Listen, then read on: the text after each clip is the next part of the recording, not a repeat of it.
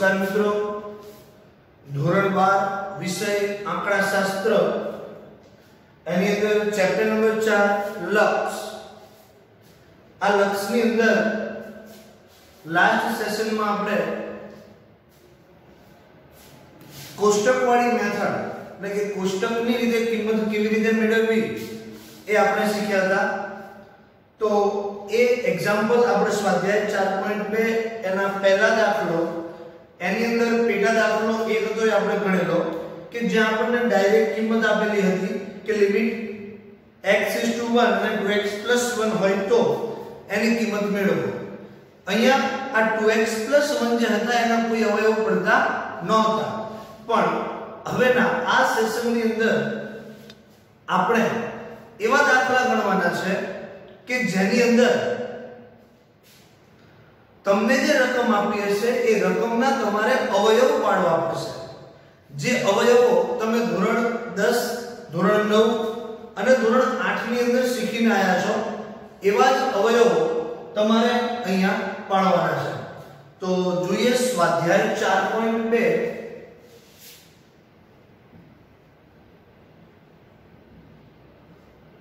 એનો example number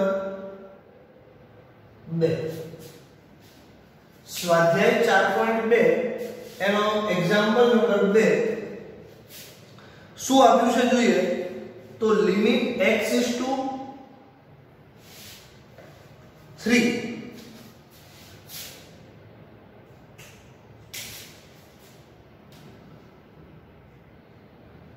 limit x(3) અને x² - 2x x² -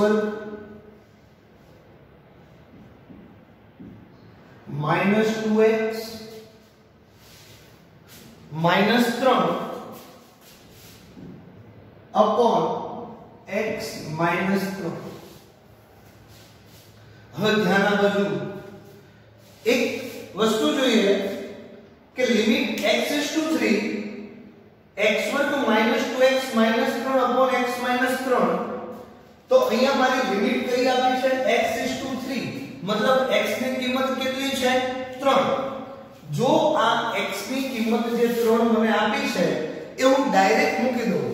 જુઓ સમજવાનું અહીંયા છે કે વિધેય અને લક્ષની અંદર શું ફેર છે। વિધેય આપ્યું હોત f(x) અથવા તો g(x) તો હું ડાયરેક્ટ x ની કિંમત મૂકત તો અહીંયા શું છે જુઓ 3 છે અહીંયા, તો તમે ડાયરેક્ટ પણ જોઈ શકો અહીંયા હું x ની જગ્યાએ 3 મૂકું તો 3 - 3 શું થઈ જાય 0, અને કોઈ પણના છેદમાં 0 હોય તો એનો જવાબ શું થઈ જાય 0। તો આ જે 0 છે એ લક્ષ માટે અનિયમ છે। લક્ષની અંદર ક્યારે એની કિંમત 0 આવી શકતી નથી, અને વિધેયની અંદર આને આપણે જો વિધેય સમજીએ તો જે અનિયત કિંમત આવે છે 0 કિંમત આવે છે એની આશાતીત કિંમત શોધવા માટે જ આપણે કોનો ઉપયોગ કરીએ છીએ લક્ષનો। તો હવે અહીંયા આપણે જોઈએ કે x - 3 ના કોઈ અવયવ પડતા નથી, પણ આવા અવયવ તમે ધોરણ 10 ની અંદર શીખ્યા છો કે જે અંશ આપેલો છે x² - 2x - 3 આના શું અવયવ પડે તો એના અવયવ માટે યાદ રાખો, તમે ધોરણ 10 ની અંદર આને કઈ અલગ નામ આપતા હશો, પણ અહીંયા આને આપણે યુનિક નામ આપીએ છીએ જેનું નામ છે 3 ની 4 ની રીત। 3 ની 4 ની રીતે અવયવ, 3 ની 4 ની રીતે અવયવ એટલે શું તો અહીંયા પદ મને કેટલા આપ્યા છે તો 3। આ જે 3 પદ મને આપ્યા છે એ 3 પદના મારે 4 પદ બનાવવાના। આપેલા છે 3 પદ, એના હું શું કરીશ 4 પદ બનાવીશ, એટલા માટે એને નામ આપ્યું આપણે 3 ની 4 ની રીત। પણ કઈ રીતે 4 પદ બનાવવાના યાદ રાખજો, ગણિત હોય કે આંકડાશાસ્ત્ર હોય એની અંદર તમે કિંમત બદલી શકતા નથી, પરંતુ તમે એનું સ્વરૂપ બદલી શકો. હું અહીંયા કોઈને કહું તમે 4 લખો, કોઈ આ રીતે 4 લખે,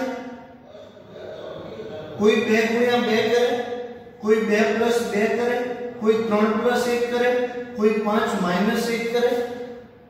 આ બધાની કિંમત શું થાય છે? 4. તો તમે એનું સ્વરૂપ બદલી શકો છો, પરંતુ તમે એની કિંમત બદલી શકતા નથી.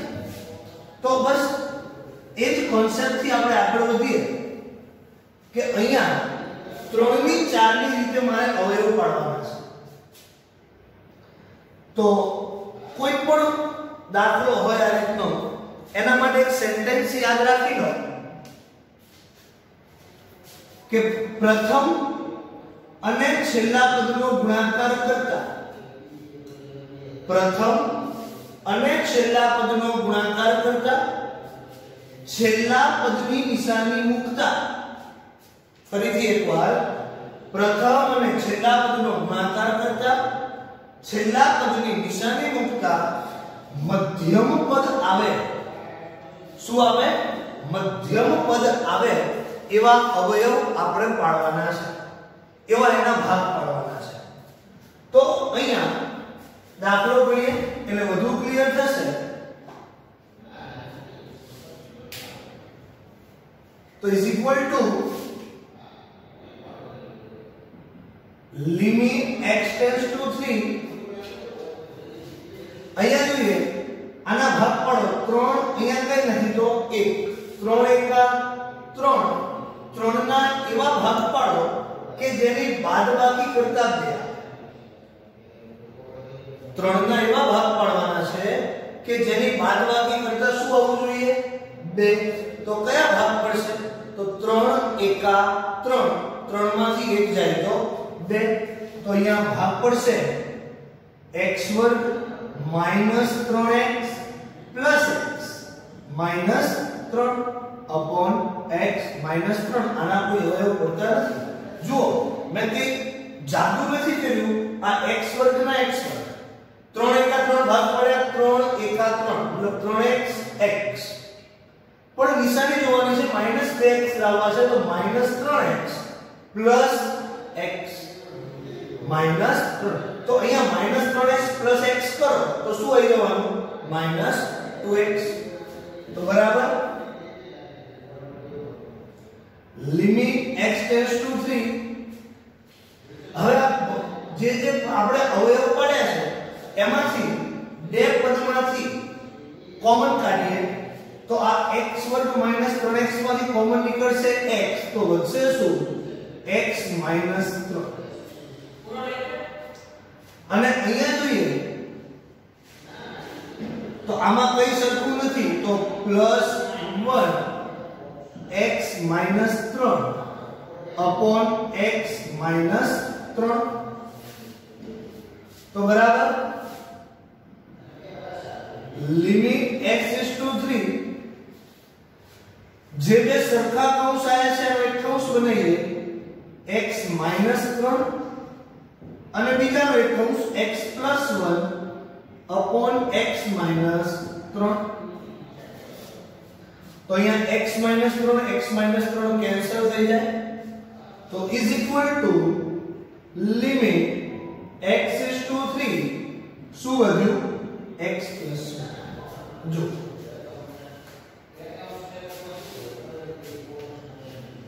અહીંયા સમજવાની વસ્તુ છે. આની અગાઉનો જે દાખલો હતો એમાં ડાયરેક્ટ તમને આવું પદ આપી દીધું હતું, કારણ ત્યાં આપણે અવયવ પાડવાના નહોતા. તો જો તમને અવયવ પાડવાનું કે તો સૌથી પહેલા અહીંયા સુધી તમારે કેલ્ક્યુલેશન કરવું પડે. જો તમને માત્ર કિંમત મૂકવાની કીધી હોય કે નીચેના પદની કિંમત શોધો તો ડાયરેક્ટ અહીંયા x ની જગ્યાએ હું શું મૂકી દઉં? 3 પ્લસ 1 તો જવાબ આવી જશે 4. હું દાખલો કોષ્ટકની રીતે ગણું તો પણ જવાબ કેટલો આવવાનો છે? 4. તો પણ જવાબ કેટલો આવશે? 4. પરંતુ અહીંયા મારે ગણતરી કરવી પડે, મારે એનું કોષ્ટક બનાવવું પડે. આપણે શીખ્યા છીએ કોષ્ટક બનાવતા લાસ્ટ સેશનની અંદર। તો સૌથી પહેલા આપણે એક કોષ્ટક બનાવીએ।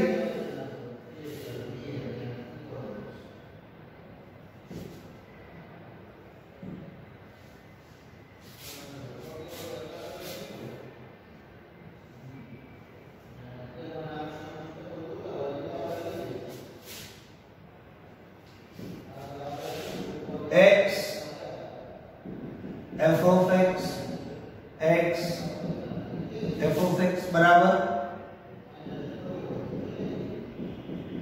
x plus 1 x plus 1 આપણું કોષ્ટકનું સ્ટ્રક્ચર છે। હવે કોષ્ટક માટે આપણે એક વસ્તુ શીખ્યા હતા કે કોષ્ટકની અંદર x ની કિંમત કેવી રીતે મૂકવી। તો અહીંયા આપણી જે લિમિટ હોય, અહીંયા લિમિટ છે x:3, તો જે તમારી લિમિટ છે એમાંથી એક પોઈન્ટ બાદ કરો તો 3 માંથી એક પોઈન્ટ બાદ કરશો તો જવાબ આવશે 2.9। આ બાજુ જે તમારી લિમિટ છે એની અંદર એક પોઈન્ટ ઉમેરો તો 2 પોઈન્ટ, અહીંયા જે 3 છે 3 માં તમે પોઈન્ટ 1 ઉમેરો તો જવાબ આવશે 3.1। ત્યાંથી 3 સ્ટેપ તમારે આગળ વધવાનું છે કે x ની કિંમત વધારતા અને x ની કિંમતને ઘટાડતા એને તમારી જે લિમિટ છે x:a તો એની ખૂબ જ નજીક લઈ જાઓ તો 2.9 કરતા 2.99 ની વધુ નજીક છે અને 2.99 કરતા 2.999 એ 3 ની વધુ નજીક છે।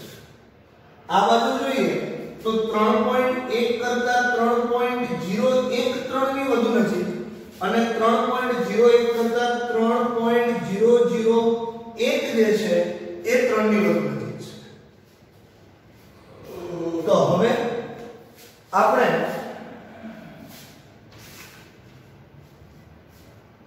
એની કિંમત મૂકીએ। અહીંયા x ની કિંમત મૂકતા જઈએ શું છે તો 2.9 પ્લસ a તો બરાબર જવાબ આવશે 3.9। પછી તો 2.99 પ્લસ a તો જવાબ આવશે 3.99। એના પછી 2.999 પ્લસ a તો જવાબ આવશે 3.999। એવી જ રીતે અહીંયા જોઈએ તો 3.1 પ્લસ 1 તો જવાબ આવશે 4.1।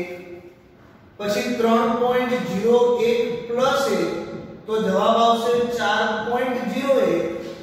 પછી 3.001 પ્લસ 1 તો જવાબ આવશે 4.001। અને અહીંયા ચેક કરવાનું છે કે x ની કિંમતને અહીંયા મેં વધારી છે, અહીંયા મેં ઘટાડી છે, તો x ની કિંમતને વધારતા કે x ની કિંમતને ઘટાડતા કોની વધુ નજીક? a ની, અહીંયા a કેટલો છે 3, તો એની વધુ નજીક લાવવામાં આવે તો તમારા જે વિધેયની કિંમત છે એક ચોક્કસ કિંમતની વધુ નજીક જશે। તો તમે જુઓ જેમ જેમ તમે 3 ની વધુ નજીક લઈ જાઓ છો એમ એમ આપણા f of x ની કિંમત 4 ની વધુ નજીક આવે છે। 3.9 કરતા 3.99 4 ની વધુ નજીક છે, 3.99 કરતા 3.999 4 ની વધુ નજીક છે। એવી જ રીતે અહીંયા 4.1 કરતા 4.01 3 ની વધુ 4 ની વધુ નજીક છે અને 4.01 કરતા 4.001 4 ની વધુ નજીક છે। તો શીખવાની કઈ વસ્તુ આ એક જ છે।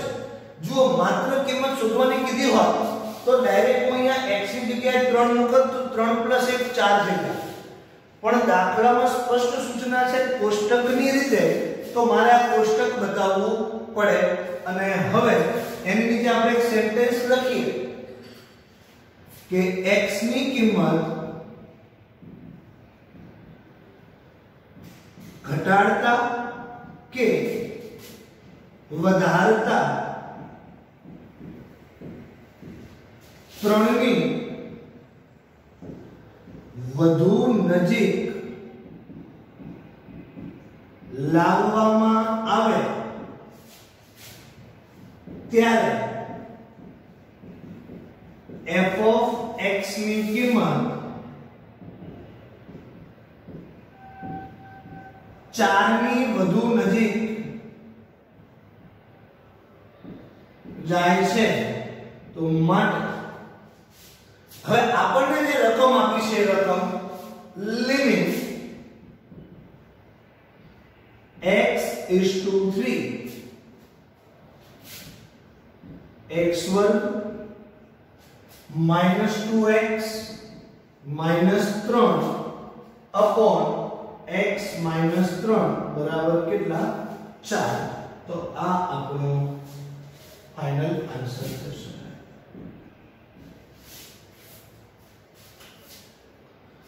તો આ છે કોષ્ટકવાળી મેથડ જેની અંદર આ ભાગ જે મેં લખ્યો છે એ બધામાં કોમન આવશે કે ભાઈ જે મારી લિમિટ છે એમાંથી પોઈન્ટ 1 બાદ કરવાનો પોઈન્ટ 1 ઉમેરવાનો અને એ પ્રમાણે એની વધુ નજીક લઈ જવાના એની વધુ નજીક આ જે ગણતરી છે એ ખાસ છે કે અહીંયા મારે જે કિંમત મૂકવાની છે એ જો મને ડાયરેક્ટ આપેલી હોય તો કોઈ પ્રશ્ન નથી પરંતુ જો આ રીતની રકમ આપી હોય તો તમારે એને અવયવ પાડી અને આવી કિંમત તમારે મેળવવાની છે। તો આ હતી કોષ્ટકની રીત જે દાખલો છે સ્વાધ્યાય 4.2 એનો એક્ઝામ્પલ નંબર 2 દાખલો નોટ ડાઉન કરો।